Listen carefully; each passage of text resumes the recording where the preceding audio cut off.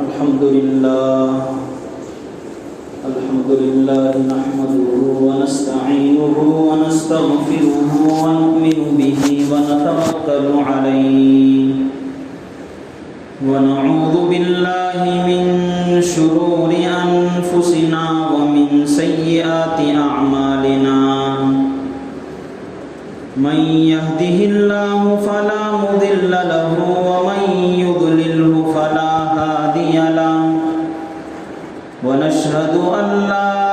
إله إلا الله وحده لا شريك له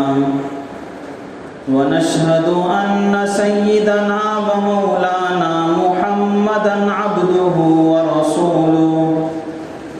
أما بعد فقد قال الله تبارك وتعالى في القرآن الكريم فأعوذ بالله من الشيطان الرجيم بسم الله الرحمن الرحيم وعلم آدم الأسماء كلها ثم عرضهم على الملائكة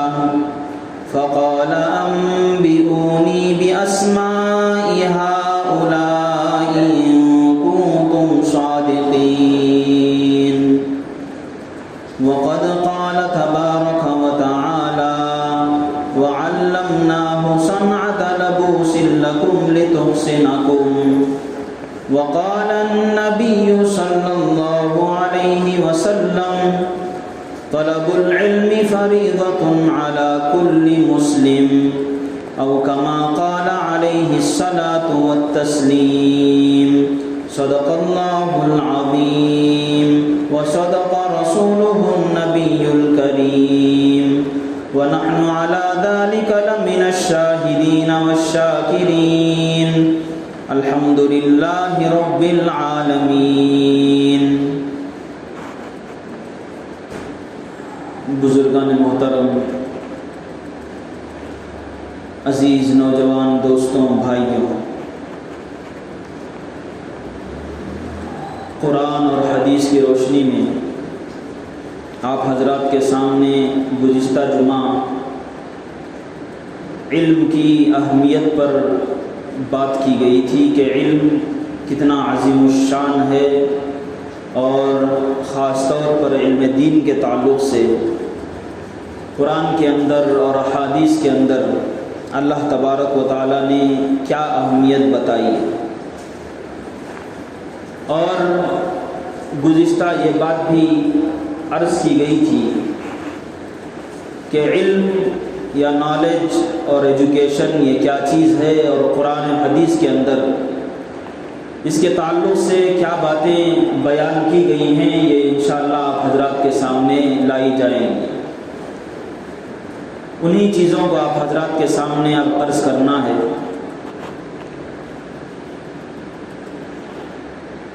اللہ تبارک و تعالیٰ نے انسان کو جو بنایا ہے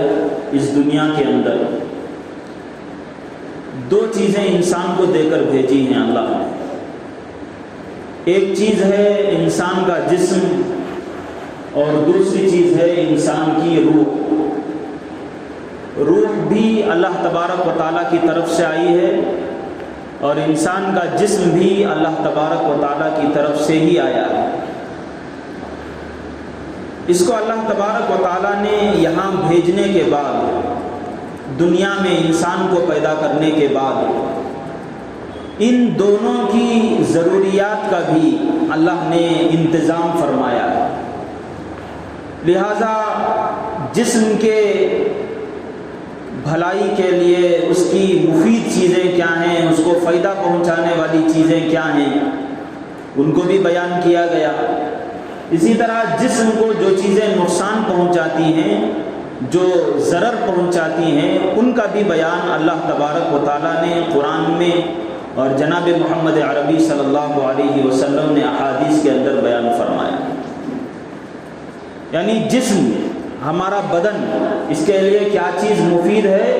اور کیا چیز اس کے لیے مضر ہے، نقصان دہ۔ اسی طرح اللہ تبارک و تعالیٰ نے روح کے لیے بھی اس دنیا کے اندر انتظام فرمایا ہے جس طرح انسان کی جسم کے لیے غذا کی ضرورت ہوتی ہے، انسان کے روح کے لیے بھی اللہ تبارک و تعالیٰ نے ایسی ہی ضروریات پیدا کی ہیں، لہٰذا اسے بھی تقویت پہنچانے کے لیے، طاقت پہنچانے کے لیے ضرورت پڑتی ہے۔ تو جو چیزیں ہیں، ایک انسان کا جسم اور دوسرا انسان کی روح، ان دونوں کو سمجھنے کے بعد اب آگے اللہ تبارک و تعالیٰ نے حضرت آدم علیہ السلام کی جو تخلیق فرمائی وہاں ہم چلتے ہیں۔ حضرت آدم علیہ السلام کو پیدا کرنے کا اللہ تبارک و تعالیٰ نے ارادہ فرمایا، تو فرشتوں کے سامنے اللہ تبارک و تعالیٰ نے عرض کیا، اذ قال ربک للملائکۃ انی جاعل فی الارض خلیفہ، کہ اللہ نے فرمایا کہ میں زمین میں اپنا ایک نائب پیدا کرنے والا، ایک خلیفہ بنانے والا۔ اتجعل، تو اذ قال ربک للملائکۃ انی جاعل فی الارض خلیفہ، زمین میں ایک ایسا نائب اور ایسا خلیفہ بنانے والا ہوں جو میرے احکام کا نفاذ اور میرے احکام کو اس جسم کے اس دنیا کے اندر جاری کرے گا۔ یہ اللہ تبارک و تعالیٰ نے فرشتوں کے سامنے جو ذکر فرمایا، یہ اس لیے ذکر نہیں فرمایا کہ فرشتوں سے مشورہ لیا جائے، بلکہ بس ایک اپنا اظہار خیال، میں ایسا کرنے والا ہوں، بس ایسا ارشاد فرمایا۔ فرشتوں کے سامنے اللہ نے جو یہ ارشاد فرمایا کہ انسان کو پیدا کروں گا، انسان کو پیدا کرنے سے پہلے یہاں دو مخلوق تھے، اللہ نے ان کو پہلے ہی بنا دیا تھا۔ ایک فرشتے اللہ نے پہلے پیدا کر دیے تھے انسانوں سے پہلے، اور دوسرے جنات کو بھی اللہ نے پیدا کر دیا تھا۔ لیکن ظاہر بات ہے کہ فرشتوں کے اندر، فرشتوں کو جو اللہ نے پیدا کیا، ایسا پیدا کیا کہ ان کو نہ بھوک لگتی ہے، نہ پیاس لگتی ہے، ان کو نہ دنیا کی کوئی ضرورت ہو سکتی ہے۔ تو دنیا میں رہ کر اللہ تبارک و تعالیٰ کے مکمل احکام کو نافذ کرنا، ان کو چلانا، یہ فرشتوں کی بس کی بات نہیں، اس لیے کہ ان کو بھوک نہیں لگتی، پیاس نہیں لگتی، ان کو کھانے کی ضرورت نہیں، ان کو کہیں خاص جگہ رہنے کی ضرورت نہیں۔ یہ سب چیزیں اگر نہیں رہیں گے تو دنیا کے اندر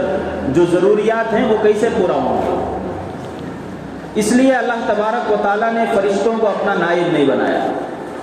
جنات کو اللہ تبارک و تعالیٰ نے آگ سے پیدا فرمایا، لیکن ان کے جسموں کو ایسا لطیف پیدا فرمایا، ایسا باریک پیدا فرمایا کہ وہ ہماری نگاہوں کو بھی نظر نہیں آتے، لہٰذا ان کے لیے کسی خاص جگہ کی ضرورت نہیں، خاص علاقے کی ضرورت نہیں۔ جب وہ نظر نہیں آتے ہیں تو ہم تو بہت ساری ایسی چیزیں ہوتی ہیں کہ وہ ان ضروریات سے بالکل ہٹ جاتے ہیں۔ لیکن انسان کو اللہ نے جو پیدا فرمایا، انسان کی فطرت کو، وہ ایسا کہ اس کے اندر اچھائیاں بھی اللہ نے رکھی ہیں، اور اسی طرح دنیا کی جو ضروریات ہیں وہ بھی انسان کے ساتھ لگا رکھی ہیں۔ لہذا انسان کو بھوک بھی لگتی ہے، پیاس بھی لگتی ہے، اس کے دل کے اندر خواہشات بھی پیدا ہوتے ہیں، اسے رہنے کے لیے مکان کی ضرورت ہوتی ہے، جگہ کی ضرورت ہوتی ہے،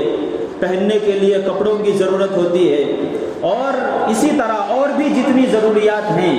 انسان کو جو ضروریات یا انسان جن ضروریات کا استعمال کر سکتا ہے، اللہ کی دوسری مخلوقات یعنی جنات اور فرشتے ان ضروریات کو استعمال نہیں کر سکتے۔ یعنی اللہ نے ان کو بنایا ہی ایسے، اللہ نے اتنے زبردست غذائیں بنائی ہیں، زبردست سے زبردست کھانے اللہ تبارک و تعالیٰ نے الگ الگ قسم کے، ایک ایک علاقے کے حساب سے الگ الگ، حیدرآباد کے الگ غذائیں اور بنگلور کی الگ غذائیں، نارتھ سائڈ کے الگ غذائیں، پھر ملک سے ہٹ کر چائنیز کی غذائیں الگ، یہ سب الگ الگ چیزیں ہیں۔ لیکن فرشتوں کو ان سب چیزوں کی ضرورت ہی نہیں ہے، لہٰذا فرشتوں کو اللہ تبارک و تعالیٰ نے وہ درجہ نہیں دیا جو درجہ انسان کو اللہ تبارک و تعالیٰ نے دیا۔ تو اللہ تبارک و تعالیٰ نے انسان کو خلیفہ بنانے کا جو ارادہ کیا، اپنا جانشین، تو اس کو ضروریات بھی لگی ہے، دین کی ضروریات بھی لگی ہیں، دنیاوی ضروریات بھی لگی ہیں۔ لہٰذا جب انسان ان تمام ضروریات کو لے کر آیا ہے تو اللہ تبارک و تعالیٰ ہی کے ذمے یہ بات بھی ہے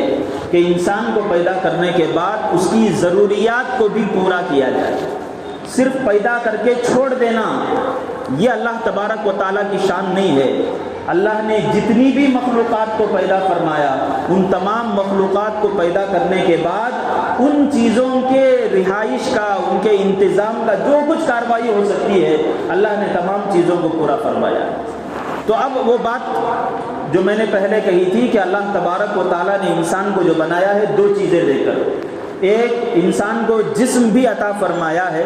اور دوسرا یہ کہ انسان کو اللہ تبارک و تعالیٰ نے روح بھی عطا فرمائی ہے۔ فرشتوں کو بھی اللہ نے جسم بھی عطا فرمایا، روح بھی عطا فرمائی، اور جنات کو بھی اللہ تبارک و تعالیٰ نے روح بھی عطا فرمائی، جسم بھی عطا فرمایا، لیکن انسان کو ان دونوں چیزوں سے ایک الگ طرح بنایا تاکہ وہ دنیا کے اندر رہ سکے اور دنیا کی ضروریات کو استعمال کر سکے۔ اب اس کے بعد یہ سمجھیے کہ جب انسان اس دنیا کے اندر رہے گا تو اسے الگ الگ ضرورتیں پیش آئیں گی۔ مثال کے طور پر انسان کا جسم ہے، انسان کے جسم کے لیے غذا کی ضرورت ہے، لہٰذا غذا کا علم، غذا کی جانکاری انسان کے لیے ہونا ضروری۔ انسان یہاں رہتا ہے تو موسم کے بدلنے کی وجہ سے، غذا کے بدلنے کی وجہ سے، علاقے کے بدلنے کی وجہ سے، خود اس کے حالات کی بدلنے کی وجہ سے اس کی صحت پر بھی اثر پڑتا ہے۔ لہٰذا اس صحت کو درست کرنے کے لیے، اس صحت کی تندرستی اور اس کی شفا کے لیے صحت کا علم، صحت کی جانکاری، یہ چیزیں بھی ضروری ہیں۔ اسی طرح انسان جب یہاں رہتا ہے تو جنات کی طرح تو نہیں رہتا کہ ان کے جسم اتنے نازک، اتنے باریک کہ وہ جہاں بھی رہتے ہوں۔ اللہ نے باقاعدہ ہمیں ایک جسم عطا فرمایا ہے، اور یہ جسم ایسا کہ باقاعدہ اسے خاص خاص موسموں کے اندر اس کی حفاظت کرنی پڑتی ہے، اپنے سر کے اوپر ایک چھت کی ضرورت پڑتی ہے، ایک مکان کی ضرورت پڑتی ہے، لہٰذا اس کاریگری اور اس جانکاری بھی انسان کو ضروری ہے۔ لہٰذا اللہ تبارک و تعالیٰ نے جب حضرت آدم علیہ السلام کو پیدا فرمایا تو ان کا ایک درجہ اور ایک مقام بتانے کے لیے فرشتوں کے سامنے پیش کیا، اور فرشتوں کے سامنے پیش کرنے سے پہلے اللہ تبارک و تعالیٰ نے حضرت آدم کے اندر کچھ خاص چیزیں القاء فرمائی، کچھ خاص چیزیں ان کے دل کے اندر ڈالی۔ جیسے مثال کے طور پر اس دنیا کے اندر وہ آگے چل کر اتریں گے تو دنیا کے اندر کن کن چیزوں کی ضرورت ہوتی ہے، وہ تمام چیزیں اللہ تبارک و تعالیٰ نے حضرت آدم کے اندر ڈالی۔ وَعَلَّمَ آدَمَ الْأَسْمَاءَ كُلَّهَا، کہ اللہ تبارک و تعالیٰ نے حضرت آدم کو تمام چیزوں کی جانکاری عطا فرمائی۔ یہی جانکاری ہے جو حضرت آدم علیہ السلام کے اندر سے ان کی اولاد کے اندر منتقل ہوتی گئی، اور یہاں دنیا میں آنے کے بعد انسان کو دیکھ لیجئے کہ ایک طبقہ ایسا ہے جو جسمانی صحت کے طور طریقوں کو، اس کو اچھا بنانے کے لیے فکر مند ہے اور اس کے اندر لگا ہوا ہے، اور وہ ڈاکٹروں کی ٹیم ہے۔ یہ علم بھی اللہ تبارک و تعالیٰ کی طرف سے ہی آیا ہے، اور انسان حضرت آدم علیہ السلام کو جو چیزیں ضرورت کی تھیں، جو اللہ تبارک و تعالیٰ نے ان کے اندر ڈالی، القاء فرمائی، ان کے اندر کچھ وہ چیزیں بھی تھیں۔ مثال کے طور پر یہاں رہنے کے بعد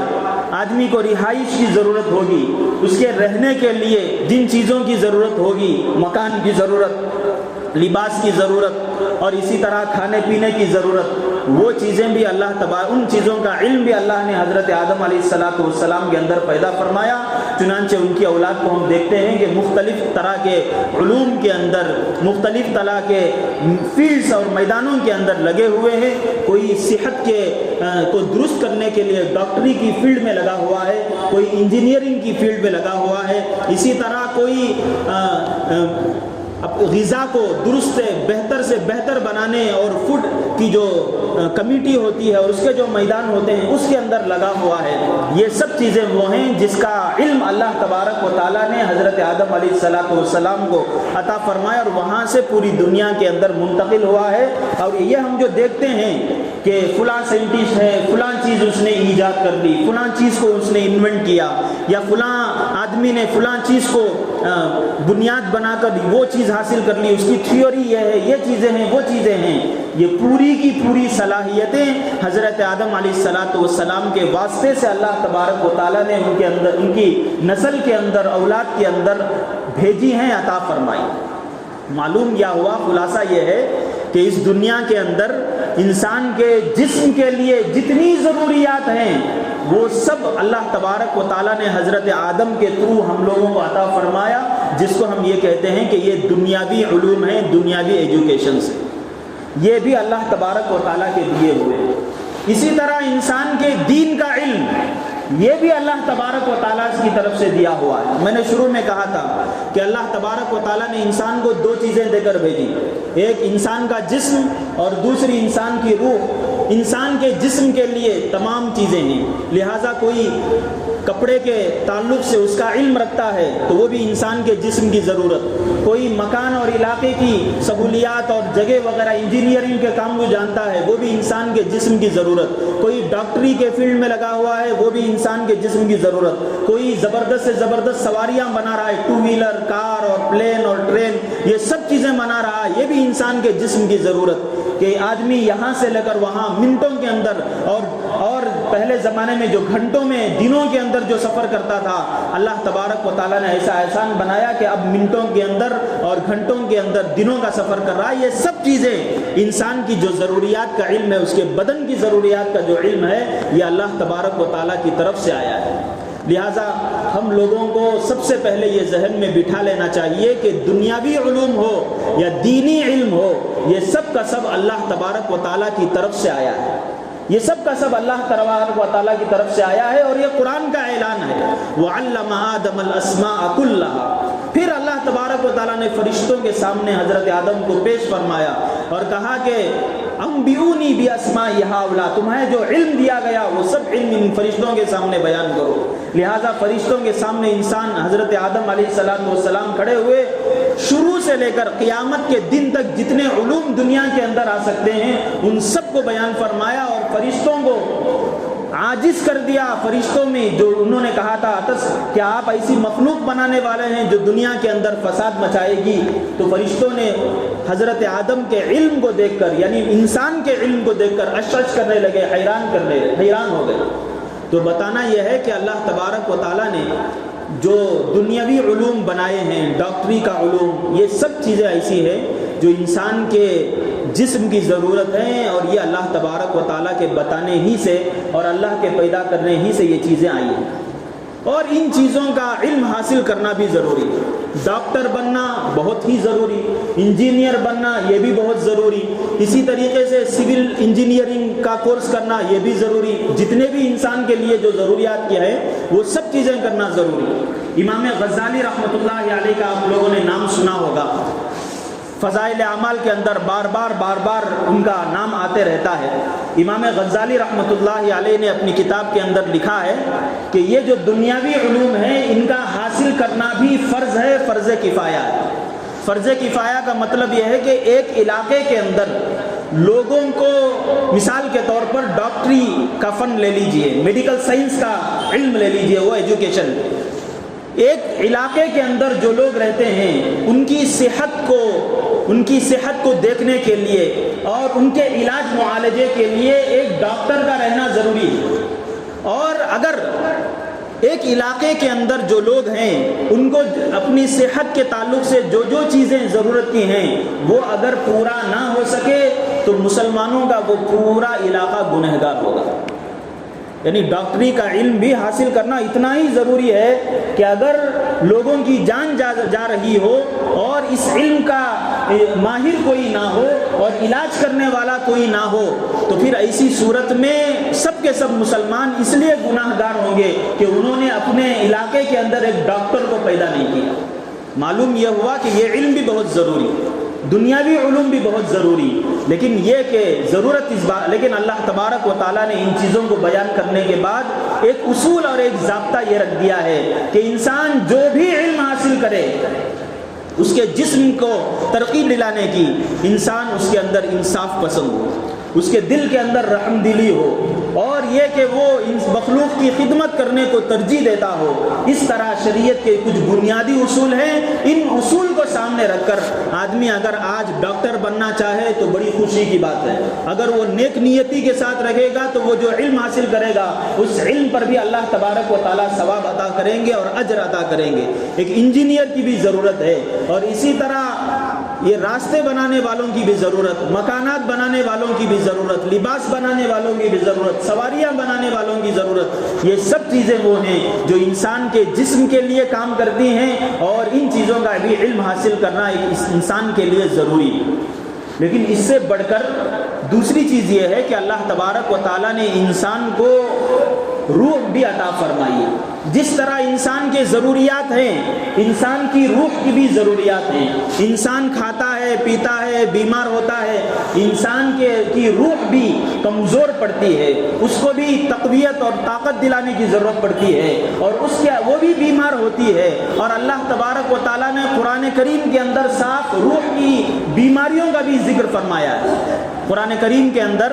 جہاں ہم سورہ بقرہ کو پڑھنا شروع کرتے ہیں تو پہلے رکوع کے اختتام پر اللہ تبارک و تعالیٰ نے فرمایا فی قلوبہم مرض, کہ ان کے اندرون میں, ان کے دلوں کے اندر, یعنی ان کی روحانیت کے اندر مرض ہے. کیا ہے روح کا مرض؟ روح کا مرض یہ ہے کہ انسان کے سامنے صحیح بات آتی ہے, قرآن کی بات آتی ہے, حدیث کی بات آتی ہے, اور اسے اللہ تبارک و تعالیٰ کے راضی کرنے کی بات آتی ہے, لیکن اس کے دل کے اندر وہ چیزیں قبول کرنے کی صلاحیت نہیں ہوئی, تو سمجھو اس کی روح ابھی صحیح میچور نہیں ہوئی.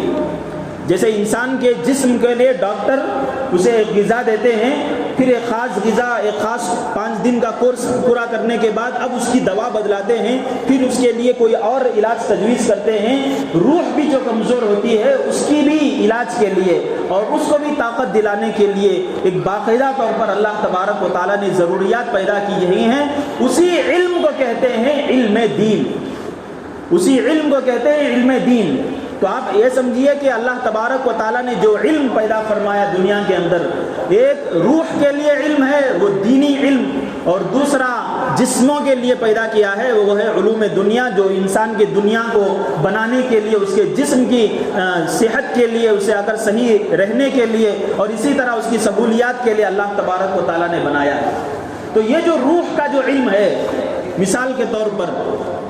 جسے ہم دینی علم کہتے ہیں, ان علوم کا بھی ایک آدمی کو حاصل کرنا اتنا ہی ضروری ہے جیسا کہ آدمی کو ایک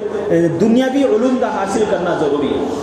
یہ اللہ تبارک و تعالیٰ نے دونوں چیزوں کو بیان فرمایا قرآن کریم کے اندر, اور یہ بھی ارشاد فرمایا طلب العلم فریضۃ علی کل مسلم, کہ ان علوم کا حاصل کرنا ایک مسلمان پر فرض ضروری ہے. لہٰذا اگر کوئی آدمی جس طرح اپنے جسم کا لحاظ رکھتا ہے اور اس کی ضروریات کا خیال کرتا ہے, اسی طرح اسے اپنے دین کا بھی خیال کرنا ضروری, دین کا بھی خیال کرنا ضروری. مثال کے طور پر جتنی بھی چیزیں ایسی ہیں جو اس کی زندگی کو چلانے کے لیے ضروری ہیں, ان سب چیزوں کا علم ایک آدمی کو ہونا ضروری ہے. اللہ تبارک و تعالیٰ نے اسلام کو ہمارے مذہب کے طور پر, ریلیجن کے طور پر جو منتخب فرمایا ہے, یہ صرف چند عبادتوں کا نام نہیں ہے. اسلام کے اندر عبادتیں بھی ہیں, عقائد بھی ہیں, معاشرت بھی ہے, معاملات بھی ہے, اور انسان کی گھریلو زندگی بھی ہے, بازار کی زندگی بھی ہے, پوری زندگی. ان تمام چیزوں میں انسان جو جسم کا خیال کرتا ہے, اسی طرح اسے علم دین کے بارے میں بھی خیال رکھنا چاہیے. مثال کے طور پر ایک آدمی اللہ کو ماننے والا ہے, لہٰذا اسے عقائد کا علم ہونا ضروری, کہ مجھے کن کن علوم کے بارے میں, مجھے مثال کے طور پر مجھے اللہ کے بارے میں کیا عقیدہ رکھنا چاہیے, اللہ کے بارے میں مجھے کیا گمان اور کیا یقین اپنے دل کے اندر رکھنا چاہیے. اللہ تبارک و تعالیٰ کی ایک صفت ہے, اللہ کا ایک کمال ہے قدرت, اس قدرت کے بارے میں مجھے کیا یقین رکھنا چاہیے. ان سب چیزوں کا علم ایک مسلمان کے لیے ضروری. عبادات کی فیلڈ, عبادات کے اندر نماز ہے, روزہ ہے, زکوٰۃ ہے, حج ہے, اور قرآن کریم کی تلاوت ہے, تو اس کی جو بھی ضروریات ہیں ایک آدمی کو اس کا حاصل کرنا, ایک انسان کو اس کا حاصل کرنا ضروری اور فرض ہے. لہٰذا نماز درست ہونے کے لیے جتنا قرآن نماز کے اندر پڑھا جاتا ہے اتنا قرآن پڑھنا آدمی کے لیے فرض. جیسے کہ میں نے شروع میں کہا ایک علاقے کے اندر اگر آدمی کا علاج کرنے کے لیے ڈاکٹر نہ رہے تو سب کے سب لوگ گنہگار ہوں گے. اسی طرح ایک ایک آدمی کے اعتبار سے اس کی نماز کے درست ہونے کے لیے اگر اسے اتنا قرآن کا علم نہ آتا ہو تو پھر وہ آدمی بھی گنہگار ہوگا. عبادات کے اندر لگا ہوا ہے، نماز ہے، نماز کے اندر جو سنتیں ہیں، نماز کے اندر جو مستحبات ہیں، کن وجوہات کی وجہ سے اس کی نماز ٹوٹے گی، باقی رہے گی، ان چیزوں کا علم انسان کے لیے ضروری فرض ہے. طلب العلم فریضۃ علی کل مسلم، انسان کے لیے ان چیزوں کا علم حاصل کرنا فرض ہے. اسی طرح ایک آدمی ہے روزہ رکھتا ہے، روزے کے تعلق سے جتنے علوم حاصل جن چیزوں کی جانکاری ہے ان چیزوں کا معلوم کرنا فرض. زکوٰۃ ہے، زکوٰۃ کا علم انسان کو حاصل کرنا فرض. اسی طرح عبادات سے آگے بڑھ کر آدمی کی زندگی کا تعلق ہوتا ہے اپنے ماں باپ کے ساتھ. ماں کے کیا حقوق ہیں، باپ کے کیا حقوق ہیں، ماں باپ کے حقوق اپنے بچوں کے کیا ہیں، ایک میاں ہے تو بیوی کے کیا حقوق ہیں، اور اگر بیوی ہے تو شوہر کے کیا حقوق ہیں، اور بہو ہے تو اپنے ساس اور سسر کے کیا حقوق ہیں، ساس سسر ہیں تو بہو کے کیا حقوق ہیں. یہ گھریلو زندگی چلانے کی جو لائن ہے اور اس کے تعلق سے جو اسلامی تعلیمات ہیں، ہر گھر چلانے والے کے لیے ان چیزوں کا معلوم رکھنا اور معلوم کرنا فرض ہے. ان میں بھی اگر کوئی ایک آدمی کو معلوم ہی نہیں ہے کہ مجھے اپنے ماں کے تعلق سے کیا حقوق وابستہ ہوتے ہیں، اس کی پوری اولاد جسے علم نہیں ہے وہ گنہگار ہوگی. ماں کو، باپ کو اگر علم یہ نہیں ہے کہ اولاد کے میرے اوپر کیا حقوق آتے ہیں تو پھر ماں باپ گنہگار ہوں گے. پھر اس سے آگے بڑھ کر آدمی کے تعلقات ہوتے ہیں محلے والوں کے ساتھ، اور اسی طرح پڑوسیوں کے ساتھ. پڑوسیوں کے کیا حقوق میرے اوپر عائد ہوتے ہیں، ان کے کیا رائٹس ہیں میرے اوپر، ان چیزوں کا بھی علم حاصل کرنا ایک مسلمان کے لیے ضروری ہے. یہ علم نہیں ہے تب بھی آدمی گنہگار ہوگا. اور سمجھیے کہ اسے ابھی زندگی چلانا نہیں آتا، زندگی گزارنا نہیں آتا. اس دنیا کے اندر وہ بس رہا ہے تو بس ایک جانور کی طرح بس رہا ہے. اللہ جیسے انسان کو چاہ رہے ہیں، جیسے مسلمان کو چاہ رہے ہیں، وہ طاقت اور وہ صلاحیت اس نے ابھی اپنے اندر پیدا نہیں کی. اس کی مثال ایسی ہی. اسی طرح آدمی کاروبار کرتا ہے، کوئی آدمی دکان کا کاروبار کرتا ہے، کوئی کہیں پر ملازم ہے، اسی طرح کوئی ٹیلر ہے، کوئی ڈرائیور ہے، کوئی بھی فن ہو. ایک ڈرائیور کو اس کے گاڑی چلانے میں اور لوگوں کے ساتھ معاملات کرنے میں اسلامی اصول کیا ہیں، ان چیزوں کا علم ہونا اسے لیے ضروری ہے. ایک آدمی دکان چلاتا ہے، اسلام کے کیا تعلیمات ہیں، ان چیزوں کا علم اسے حاصل کرنا ضروری ہے. حضرت عمر ابن خطاب رضی اللہ عنہ کے دور میں ایک ایسا نظام حضرت عمر نے بنایا تھا کہ حضرت عمر بازاروں کے اندر جاتے تھے اور دکانوں کے اندر کھڑے ہو کر ان کو پوچھتے تھے کہ بھئی تم یہ کاروبار کر رہے ہو، اس کاروبار کے اندر اسلام کی کیا تعلیمات ہیں، اللہ تبارک و تعالیٰ کے کیا ہدایات ہیں، نبی علیہ الصلوۃ والسلام کے کیا کیا تعلیمات ہیں، ان کو تم جانتے ہو. اور پھر امتحاناً کچھ دو چیزیں پوچھ لیتے تھے. اگر وہ جواب دیتا ہے تو ٹھیک، نہیں تو اسے دکان خالی کرنا پڑتا تھا. جب تک کہ وہ ان چیزوں کو سیکھ کر نہیں آتا تھا اسے دکان کھولنے کی اجازت نہیں ہوتی تھی. اور حضرت عمر یہ کر کے بتایا کرتے تھے کہ اگر یہ آدمی دکان رکھے گا اور اسلامی تعلیمات کو سامنے نہیں رکھے گا تو پھر وہ بھی نقصان اٹھائے گا، اور پھر جتنے لوگ اس سے خریداری کریں گے ان کا بھی نقصان ہوگا. تو اس لیے میں اس کا دکان کو خالی کرا رہا ہوں. یہ حضرت عمر رضی اللہ عنہ مثال دے کر یہ کرتے تھے. لہٰذا ایک آدمی کاروبار کر رہا ہے، ایک آدمی اپنی زندگی گزار رہا ہے، اسلام کی جو تعلیمات ہوتی ہیں ان سب تعلیمات کا حاصل کرنا اور اپنے اندر پیدا کرنا، یہ چیزیں ضروری ہیں، فرض ہیں. لہٰذا بات مکمل کرنے کا وقت آ چکا ہے، وقت ہو گیا ہے. شروع میں نے دو چیزیں بیان کی کہ انسان کو اللہ تبارک و تعالیٰ نے جسم کے ساتھ بھی پیدا کیا، روح کے ساتھ بھی پیدا کیا. یہ جتنے دنیاوی علوم ہیں وہ انسان کے جسم سے متعلق ہیں اور ان کا پورا کرنا بھی انسان کے اوپر فرض. اس میں بھی اگر انسان پیچھے رہے گا تو گنہگار ہوگا. اسی طرح دین کے لائن سے جتنے بھی اسلام کے شعبے ہیں، سبجیکٹس ہیں، ان چیزوں کا علم بھی انسان کے لیے ضروری ہے. اس کے اندر بھی پیچھا رہے گا تو آدمی گنہگار ہوگا. اسی لیے گزشتہ جمعہ میں نے آپ حضرات کے سامنے یہ بات ارشاد فرمائی تھی کہ اسی علم کی اہمیت کو، ایجوکیشن کے امپورٹنس کو اللہ تبارک و تعالیٰ نے سامنے رکھ کر پوری کائنات کے لیے ہدایت کے طور پر نازل ہونے والے کلام اللہ تبارک و تعالیٰ کی کتاب قرآن مجید کو جب اللہ تبارک و تعالیٰ نے نازل فرمایا اور قیامت تک کے لیے پوری کائنات کے لیے جس پیغمبر کو اللہ تبارک و تعالیٰ نے منتخب فرمایا جناب محمد عربی صلی اللہ علیہ وسلم پر، اسی تعلیم کی اہمیت کی بنیاد پر قرآن کریم کا پہلا لفظ اللہ تبارک و تعالیٰ نے نازل فرمایا، اقرأ بسم ربک الذی خلق، اس رب کے نام سے پڑھو جس نے تمہیں پیدا کیا۔ لہٰذا دینی علوم بھی ضروری ہیں، دنیاوی علوم بھی ضروری ہیں، ہم لوگوں کو دونوں کا بیلنس کرتے ہوئے چلنا ضروری ہے۔ لہٰذا کچھ لوگ اب ہمارے معاشرے کے اندر ہمیں غور کر لینے کی ضرورت ہے کہ ہمارے معاشرے کے اندر انجینئرز بھی ہیں، ڈاکٹرز بھی ہیں، اور اسی طرح بہت سارے علوم کے ماہرین بھی ہیں، لیکن ان علوم کے مہارت کے ساتھ ایک حصہ تو انہیں آ گیا علم کا، لیکن باقی جو علم ہے دین کا علم اور زندگی چلانے کا علم، ان کے دوسرے لوگوں کے ساتھ کیا حقوق ہوتے ہیں، ان کے فیلڈ میں اسلام کی تعلیمات کیا ہوتی ہیں، یہ چیزیں جب تک نہیں سیکھیں گے اس وقت تک ان کا علم شریعت کے نزدیک ناقص ہوتا ہے۔ اسی طرح دینی علم میں آدمی بہت آگے ہے، بہت کچھ سیکھا ہوا ہے، لیکن دنیاوی اعتبار سے اس کے گھر کے چلنے تک کی اگر اسے کوئی فنکاری نہیں آتی، کوئی کام کاج اسے نہیں آتا، تو پھر آدمی وہ بھی گنہگار ہوگا۔ لہٰذا ہم لوگوں کو چاہیے کہ دینی علم ہو یا دنیاوی علم ہو، یہ اللہ تبارک و تعالیٰ کی طرف سے آئے ہیں، ان کو بیلنس کرتے ہوئے زندگی گزارنا، اسی کی تعلیم قرآن کریم بھی دیتا ہے، اللہ کے نبی صلی اللہ علیہ وسلم بھی دیتے ہیں۔ یہ علم کی کیا اہمیت ہے اور یہ علوم کو جو اللہ تبارک و تعالیٰ نے دنیا کے اندر جو بھیجے ہیں ان کا کیا مقام ہے، اس کو بڑے ہی مختصر انداز سے آپ حضرات کے سامنے بیان کیا گیا ہے۔